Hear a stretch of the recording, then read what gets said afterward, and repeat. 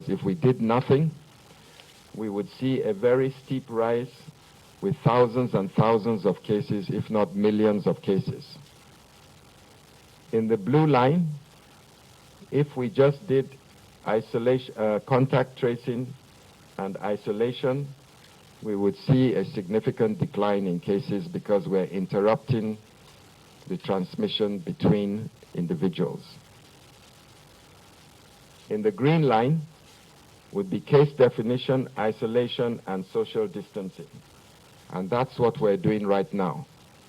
The green line there would mean we would see much fewer cases because we're contact tracing, we're identifying, and we're isolating. And right now, Lagos is still utilizing that strategy. Our mission is to case identify every possible COVID-19, to isolate them, and to perform contact tracing. There's a fourth line, the black line, and that's the lowest of the lines. That's the preferred trajectory that we would like. The fourth line has an added component, and that component is community ownership, where Lagos State is putting all these strategies in place. But if the community are not compliant, and if the community do not take ownership alongside with government, then we will not see this completely beneficial flattening of the curve. So the government is putting out policies, the government is putting out information, the government is putting out guidelines, but if the community do not join hands and synergize with government, then we will not see the true benefit of all these strategies.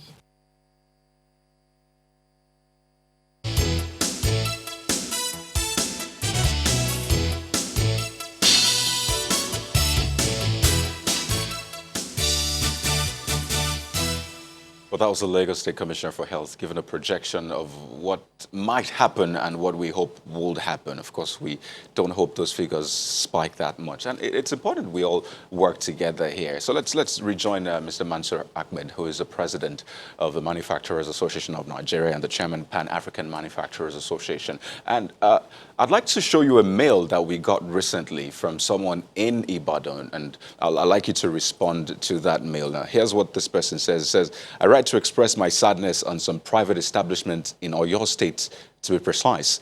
I work with a textile company, which we all know is not a necessity at this point, yet we are asked to resume work as we speak.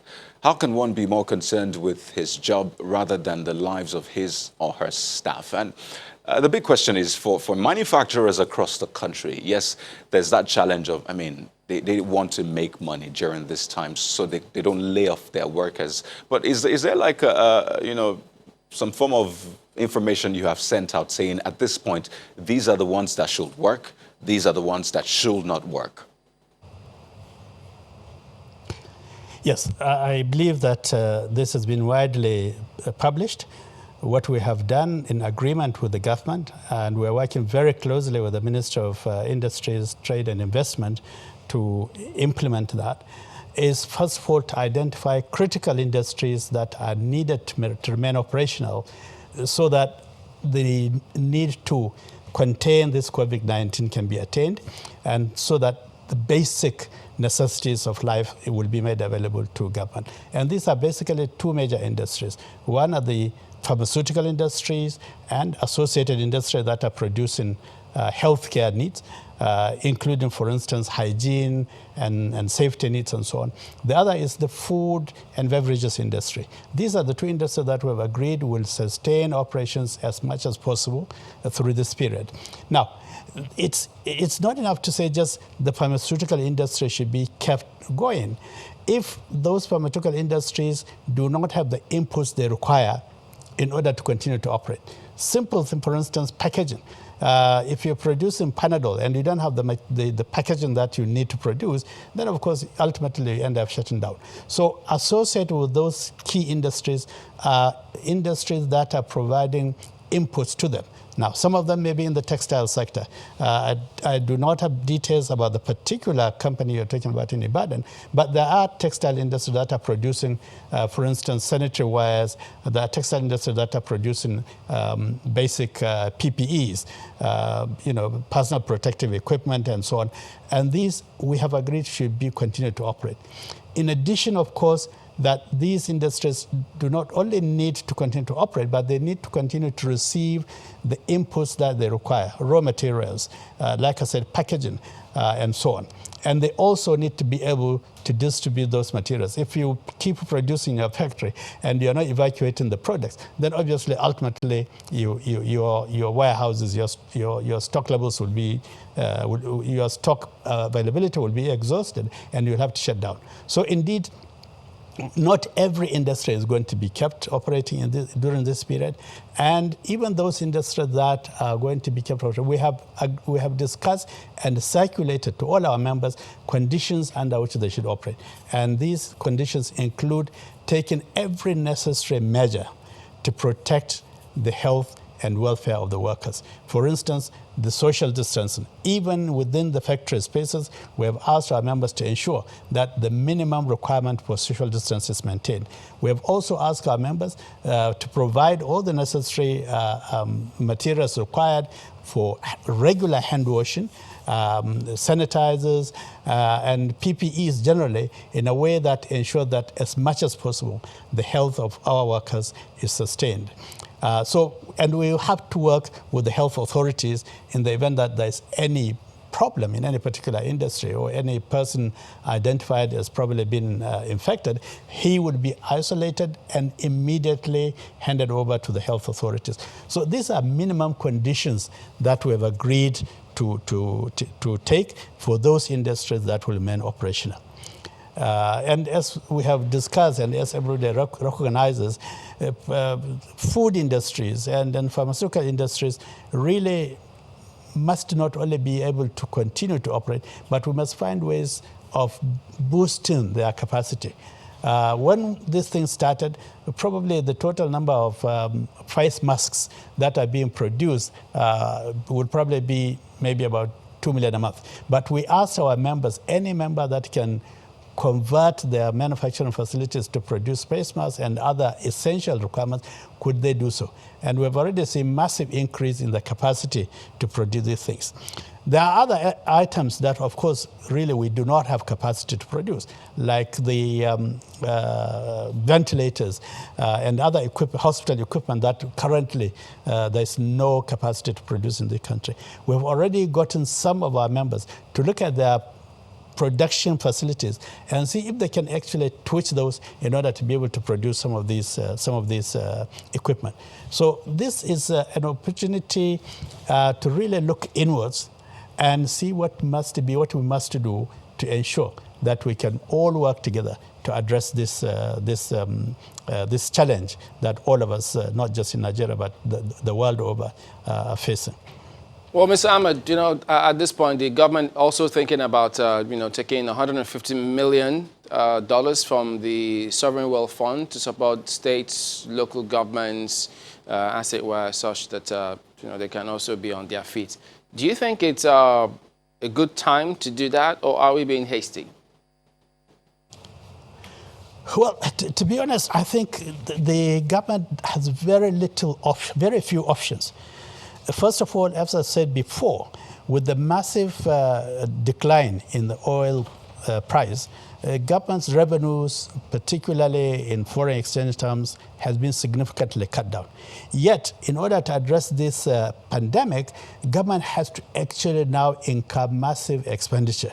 And so they have to look at ways in which they can generate funds. My expectation is that, yes, if we have to borrow some funds from the from the social wealth funds, then of course we may have to do so. What is required, in my view, is to be able to anticipate and identify what is absolutely required, what is needed, and to be able to set a program that will ensure that you can go far with the least amount of resources that you have. Do you get the sense that the authorities are working with a cycle they understand that, look, this is what will happen at this point in time, and then in a couple of weeks, thereabout, we'll come up with this other intervention? Because at the moment, they don't even know. Nobody knows when this is going to peak. They say it's dependent on how well we observe our social distancing. So all of these interventions, how long are they going to keep at this for? Because, look, if we don't know how and when this will end, are we groping in the dark? You know, to be honest, I think everybody in the world is now groping in the dark. See what has been in the UK, for instance. Initially, when they thought, you know, they could do with less controls and so on, and then suddenly this thing started to escalate very rapidly, and they have to quickly respond. So I think everybody is really, you cannot predict when this thing will happen. And particularly for us in developing countries, in Nigeria, everybody tells us, well, you haven't seen the worst of it yet. And yet we don't know when this worst will come. First of all, we don't have as has been said before, we don't have the infrastructure to actually work in line with what we have seen happening elsewhere in the world. Secondly, we don't have the equipment to do the kind of testing that will give us even a clue as to the rate at which this thing is going to get worse. We can only anticipate. And I think under the circumstances, the best approach is to anticipate the worst and prepare for it. And I think, to be honest, this is what the government has been doing, doing everything it can to say, okay, let's put our systems in place that can accommodate the escalation of this pandemic. Because if we don't do that, clearly our normal healthcare system cannot cope with the impact that we have seen happening in other countries. For instance, we must bring as many testing equipment, testing devices as we can, and spread them across the country. Yes, today the focus is on Lagos, Abuja, and so on, but how do we know how many people will be affected, say, in Kano or Bauchi or Yola? And we don't have testing facility there. So we must really have testing capability across the country and begin to actually test people across the country. Secondly, our hospitals obviously will simply not be able to cope with a massive increase, as we've seen in other countries of the world. And I think it is right that governments in many states are now creating facilities that will accommodate and be able to help them deal with the issue if the situation deteriorates. I think this is the thing to do, and this is what government is doing. Thirdly, I think it is important that all stakeholders are involved in this effort, because clearly government alone cannot do it. So I'm glad that the private sector is rising to the challenge. Many of our members, many of our well-established businesses, houses in all sectors are doing all they can, and I think this is what we must continue to do.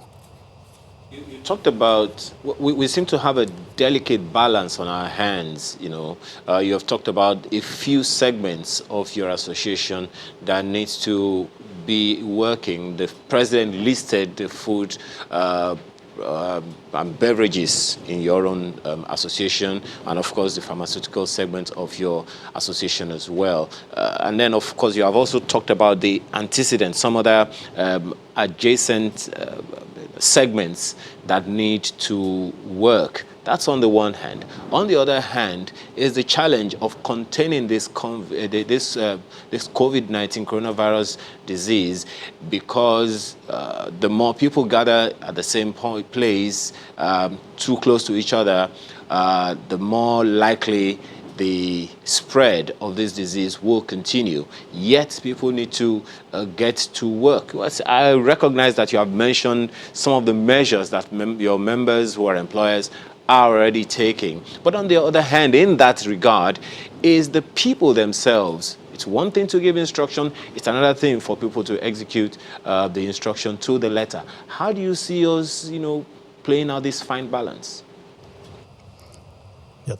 Thank you very much. I think that is very important. I think when you showed the clip and this speech by the commissioner in Lagos, the health commissioner, I think he touched on something which is vital, and that is community ownership.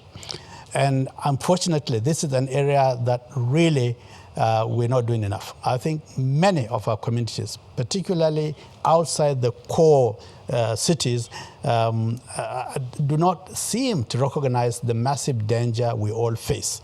So it is important beyond government putting in place structures and getting ready, we must get our people to understand the serious danger that we're facing and to begin to own and plan and operate, or if you like, organize their communities in line with this kind of, with the requirements of containing this virus.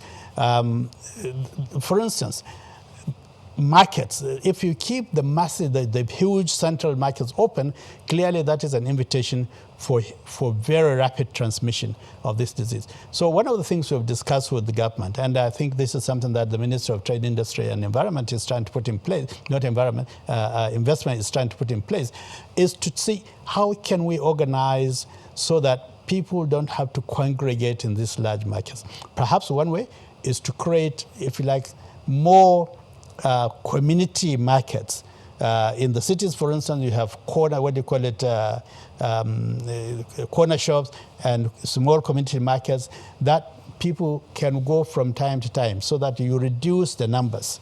The other thing, of course, is in the transportation. Again, this is an area where our environment is extremely vulnerable. People have to move around. And yet the facilities for public transportation are simply not there. So again, we have to find ways of limiting the distances that people have to go.